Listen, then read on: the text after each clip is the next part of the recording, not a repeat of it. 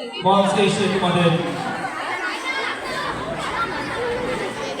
আমরা আরেকটি ফলাফলের অপেক্ষায় আছি।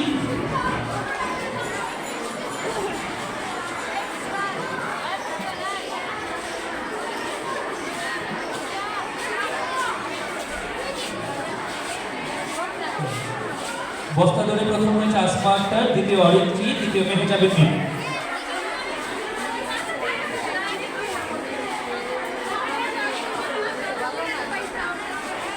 আমরা জোরে করতালির মাধ্যমে তাদেরকে উৎসাহিত করব এবং অনুপ্রাণিত করব।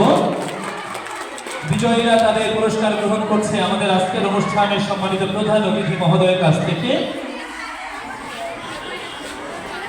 আমাদের কাছে পৌঁছেছে ভারসাম্য দৌড় প্রতিযোগিতার ফলাফল। প্রথম স্থান অধিকার করেছে সাথী আক্তার, দ্বিতীয় স্থান অধিকার করেছে আসমা বেগম এবং তৃতীয় সাদিয়া পাঠা। আমরা সবাই ওদেরকে জোরে